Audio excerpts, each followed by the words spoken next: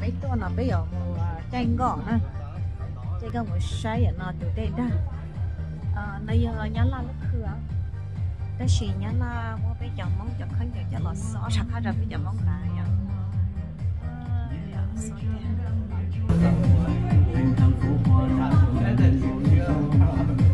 anh đi với em giữa trời hoa em hỡi nụ hôn đó như là yêu em từ miền tây mỗi miền ta là như thế này ta trong không nhưng trong lòng anh vẫn tin tình yêu trao em một ngày nắng rơi hồng má em cười em như đàn tim bông qua chuyện xưa giúp ước mơ một lời nói nó bé vậy nó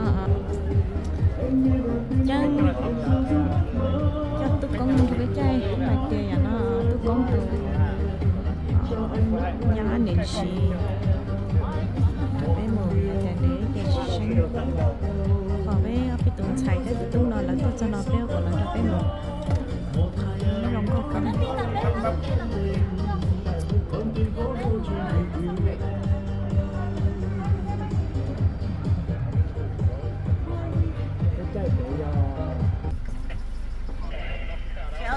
kéo lên lò họ chơi nó nè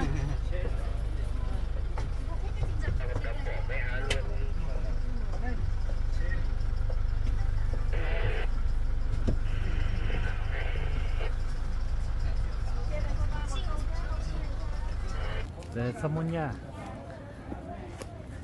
qua cái này cái nó là công trình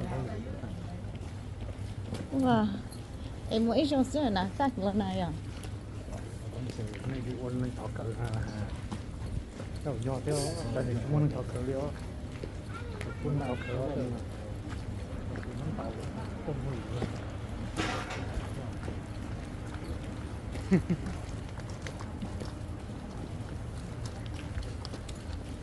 cô sao tôi phải biết tụi sister nè thay tên đó đấy tôi nói gì đấy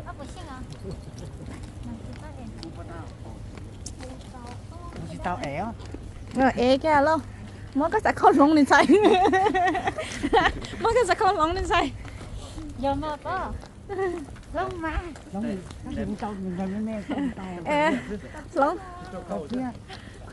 lông này cho nên cho cái cho nhà nó nên cho cái sẽ khơi in đuôi này thế là bớt này open nhà nhóm bỏ ra chỉ cả đó mũ qua giò cả ha chỉ cả chứ mua giò chứ này phải mua giò ok bây giờ giò chi ok ta lấy yes có hóa chị này của chị nhật đấy hú bó hú bó tụi nó này con này đã đâu thay của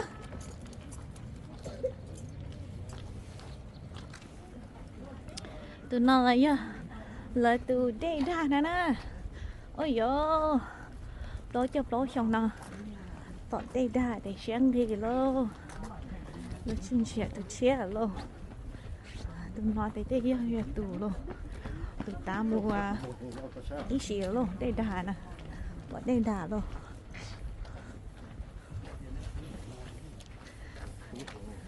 đó là bé bọn đây đà để bé sáng kia vậy à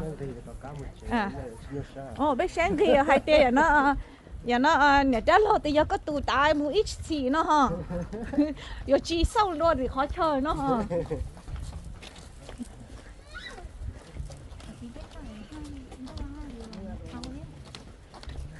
giờ nó là trời giờ nó lần con lần trâu xí trời xí nhà xí ta trời xí sao mua đây ở bênนู้là lẩu nhà lấy bé để nên mà là xí sao mua theo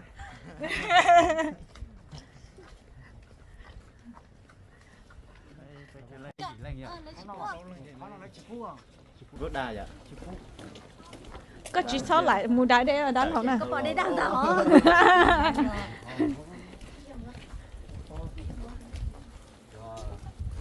mình chơi chung thế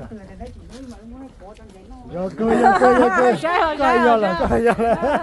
ơi này bao tụ cái đó bé ở lá trà hai tiền này tụ bỏ đây đàn này xem gì tà nữa nè Nấu tươi vậy, này chỉ lúc nào mà phía tôi bỏ tụi nó. hay bên nhà bên nơi xin chỉ số cho mình chuyện này nhau tới đây cũng mà lấy bán đây muốn là bỏ trên trên nó thế nào.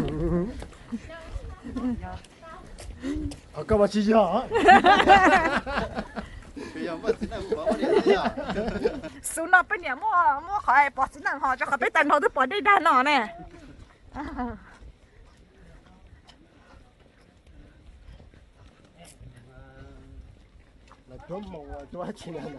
Khả năng nó cho của lúc có bao hay tiền là sao một thau còn nó sao là chốn co nè là chốn co sao nó mất thái còn chưa thấm một đào luôn còn mẹ một nói là thái tôn gì đâu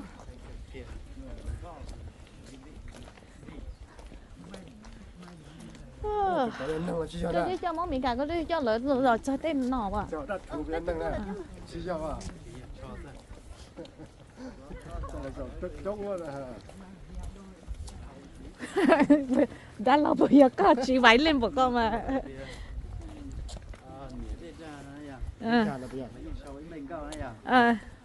nó tiền thổi ít đây nó mà nó năng là người ta đá năng là bốc từ đây nó là để nhẹ tới đà này Chỗ nào bây giờ? nên đó hay để chỉ đấy này đó chỉ là mùa là cái mình tua họ bây giờ bây giờ to hơn cái mùa đây đà là ôi này bây giờ bọc con hay giờ con để để bẩn lù cái so đó bây giờ ta bây giờ chạy dẫn con nó đâu này Tận lo cho cả đấy giờ. hay Nó tỏ à. nó tỏ tới lúc từ nào Lúc họ à. Bỏ lúc à. lúc nào Lúc tại lúc sùng một to à. lúc nào đó Tụi thiên nào à. tới tụi cái hoa anh tụi lạc lạc Anh chơi cho nó vào trong tận lúc ha. lúc nào chỉ cho nó chị nó quệ nó chị nó khó thắt thơ nó Mua lì á. To kìa. to kìa cái gì cái chỉ cho nó sao cái chỉ cho nó sao Thì cho nó thế. nhắn lại nha tụi trẻ bé nhắn lại uống này Dạ. Còn đây cho nhớ là tụi papa tao hành như vậy. cái nhắn lại uống tao sao họ bảo trẻ tên là như nhắn lại uống sao Nó mới chạy trong phải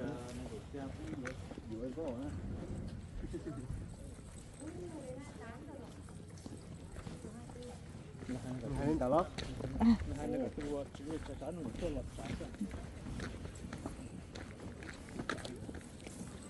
ô mày cái nhá là nhận lại bây giờ không giờ món cái hay à dễ thế mà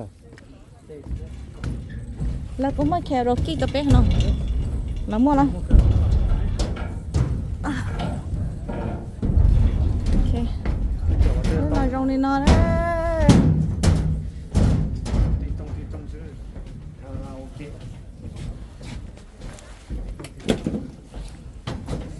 nó đẹp giờ thì bé màu kia nên đời bé chống của nhau là cả lẻ lấy bây giờ là chả nên gọi tu tới này giờ bé chỉ mỏ bé tu không có lớn tròn gì này nên chỉ mua mua vào chưa có nhiều rồi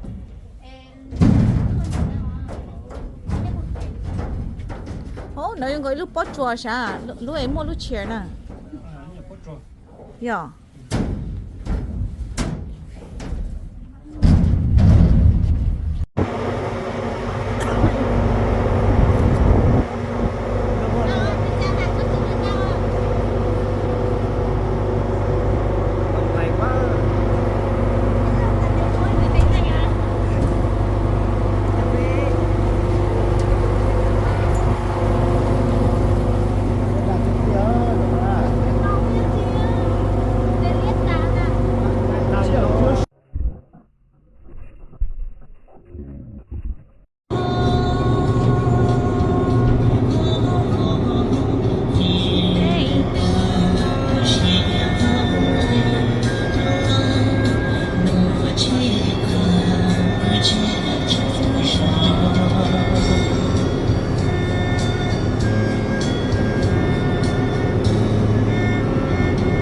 nobody says hello.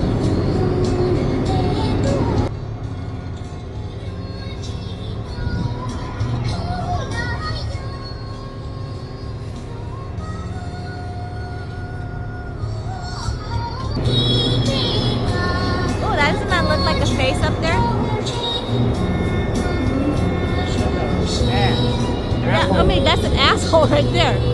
But I'm talking about on top. Yeah, this does look like an ass.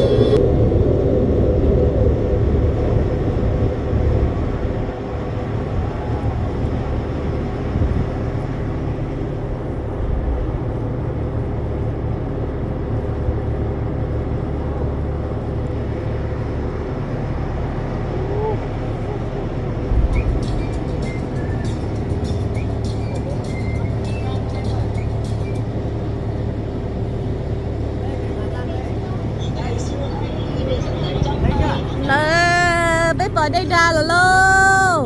Còn đây là xuyên kỳ luôn. Xuyên kỳ rồi. Ôi dễ bắt chó xuyên kỳ rồi. Cảnh Hà Giang đây.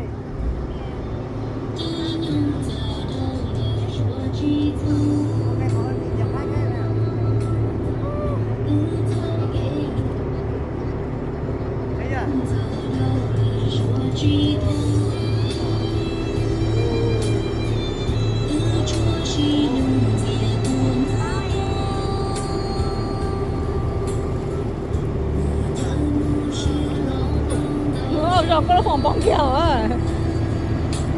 Thế tụi nó hơi lì nhả. Cái thay cũng là cái thay đó chứ là.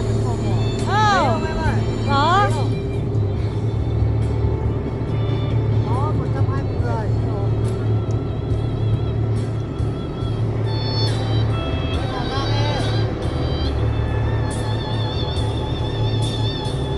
Lúc máy khi là mà lấy bụi thay thế trong rồi rồi.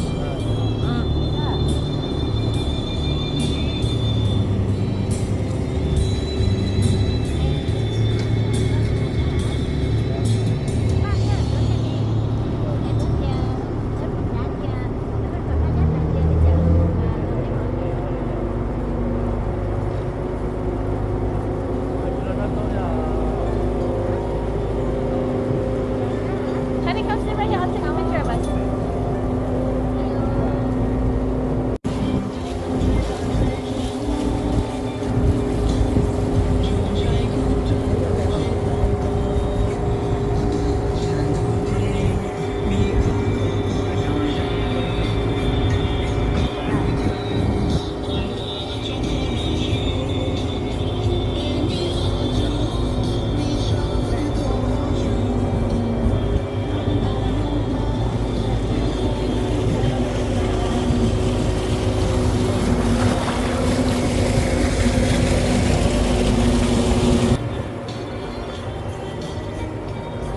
Tôi cho món nữa.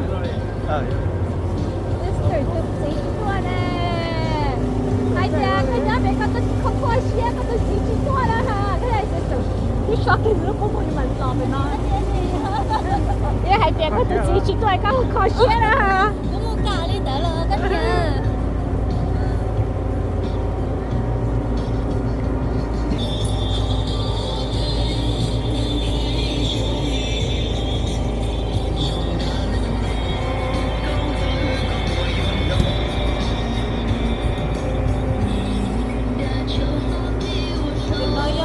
Chế la đó này nha. Chế bư ở đây đó. Cọc cô nè. Chế cọc khoa. Wow, chế cọc khoa tới nhiều nhau nó rồi.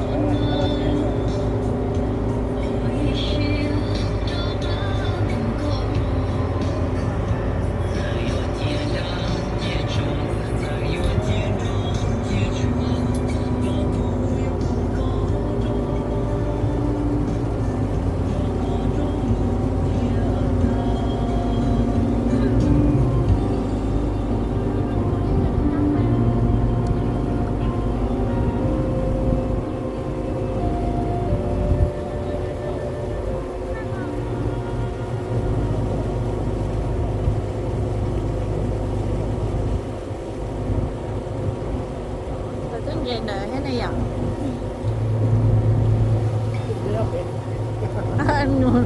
Có bỏ thế này đã rồi. Nhìn lên cái thế này.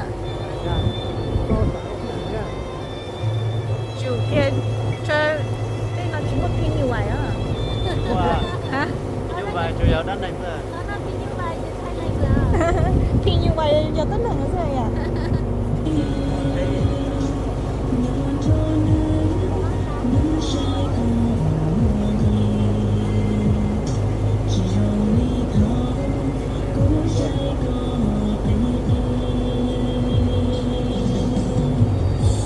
Trong đâu đấy à? Không có. Trong đâu kìa.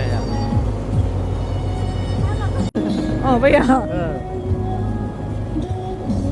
trời ơi này nhớ hai giống hai chua đi nó sẽ giờ hay chỉ xe chỉ tao không ngon là chỉ tao không rồi chứ Chúng ta chỉ tao là tôi lú rồi là cho đi họ xe là cho đi một đại tổ sao chứ chưa đại tổ đây thiệt tổ Kiệt kia chua lắm thôi nè.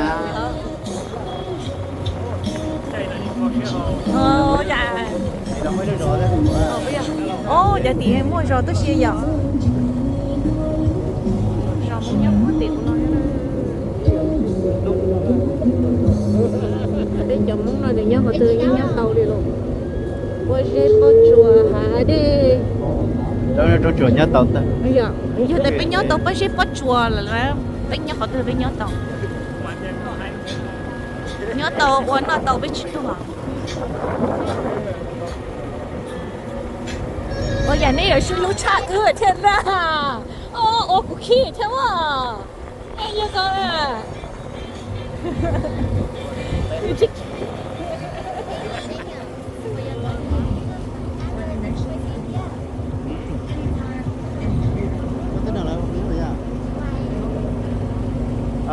Của chị nó mở ra.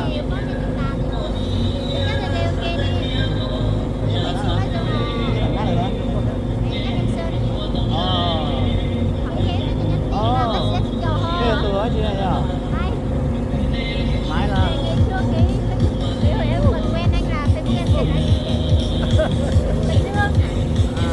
lúc nào bóng à lúc nào sẽ chơi ra thì con là con tụ khổ hả để chúng ta à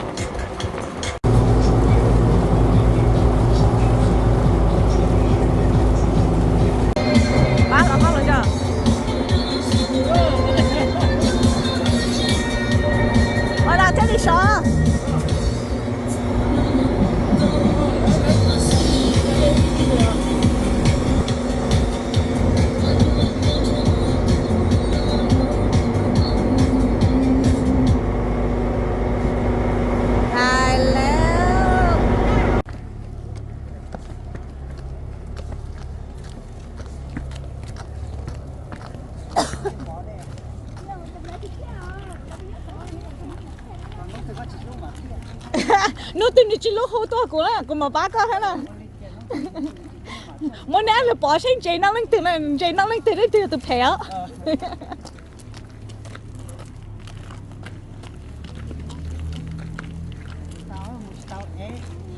dạ này là chủ ship bảo khẩu đó